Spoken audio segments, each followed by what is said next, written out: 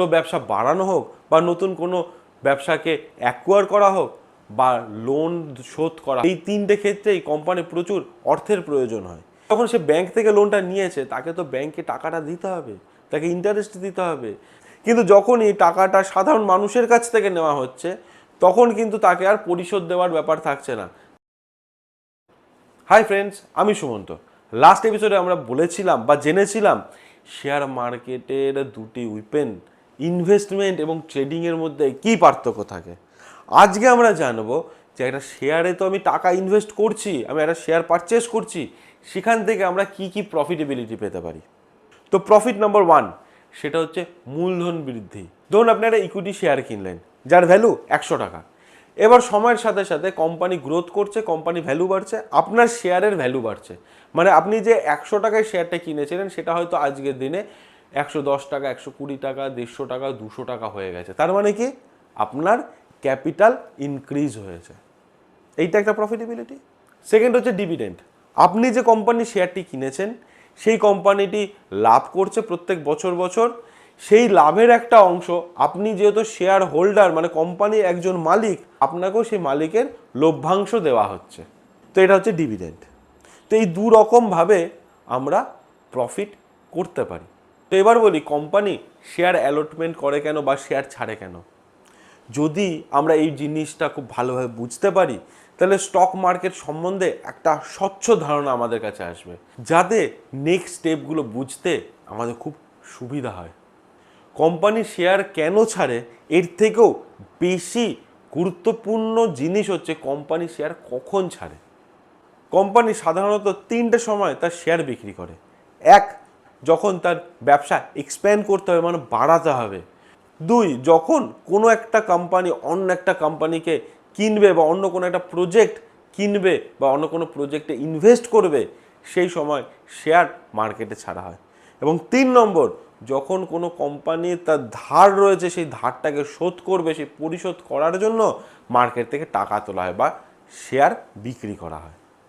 তো তার মানে যেটা গিয়ে দাঁড়াচ্ছে কোম্পানির ব্যবসা বাড়ানোর জন্য, তার নিজের ঋণ শোধ করার জন্য বা অন্য কোনো কোম্পানি বা অন্য কোনো প্রজেক্টে তার ব্যবসা বাড়ানোর জন্য বা অন্য কোনো প্রজেক্ট কেনার জন্য।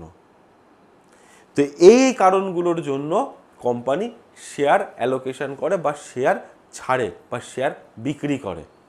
তো ব্যবসা বাড়ানো হোক বা নতুন কোনো ব্যবসাকে অ্যাকোয়ার করা হোক বা লোন শোধ করা হোক, তো এই তিনটে ক্ষেত্রেই কোম্পানি প্রচুর অর্থের প্রয়োজন হয়। কিন্তু সেই অর্থটা কোম্পানি যদি ব্যাংক থেকে নেয় তাহলে তাকে ব্যাংকের প্রতি একটা লাইবিলিটিস থাকছে, তাকে প্রত্যেক মাসে তাকে ইন্টারেস্ট দিতে হচ্ছে এবং একটা সময়ের পর তাকে সেই টাকাটাকে পরিশোধ করতে হবে।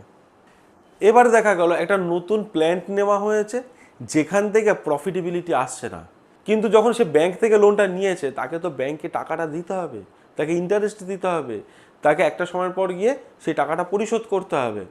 কিন্তু যখন এই টাকাটা সাধারণ মানুষের কাছ থেকে নেওয়া হচ্ছে তখন কিন্তু তাকে আর পরিশোধ দেওয়ার ব্যাপার থাকছে না, তাকে কিন্তু তখন আর ইন্টারেস্ট দেওয়ার ব্যাপার থাকছে না। যদি কোম্পানি প্রফিট করে তাহলে পরে সে প্রফিটের একটা পার্সেন্টেজ ডিভিডেন্ড হিসাবে দেবে।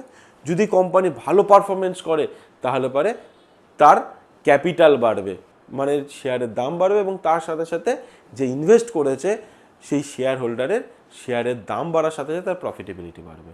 তাহলে সাধারণ মানুষের থেকে কোম্পানি যখন শেয়ারের মাধ্যমে টাকা নিয়ে নিল তাহলে কোম্পানির কী সুবিধা হলো না, সাধারণ মানুষকে তাকে টাকা ফেরতও দিতে হবে না, তাকে ইন্টারেস্টও দিতে হবে না।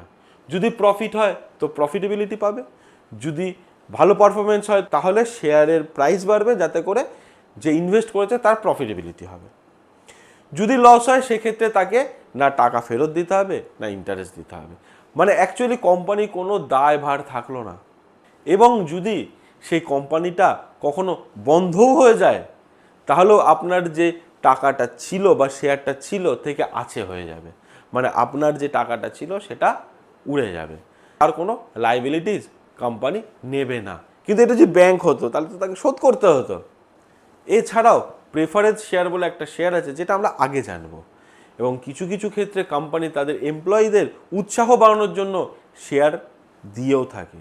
তো শেয়ার বাজারের ভেতরে ঢুকলে আরও বেশ কিছু নাম শোনা যায়, যেমন right issue, bonus share, demerger, merger, এই জিনিসগুলো সম্বন্ধে আমাদের জানার জন্য নেক্সট এপিসোড অবধি অপেক্ষা করতে হবে। তো এই এপিসোডটি কেমন লাগলো অবশ্যই কমেন্ট বক্সে জানাবেন, এবং আপনি যদি এই চ্যানেলে প্রথমবার এসে থাকেন তাহলে সাবস্ক্রাইব বাটনটা প্রেস করতে একদম ভুলবেন না। তো আজকের মতো এইটুকুনি, দেখা হবে নেক্সট এপিসোডে। ততক্ষণ পর্যন্ত ভালো থাকবেন, ভালো রাখবেন। Tata, bye bye.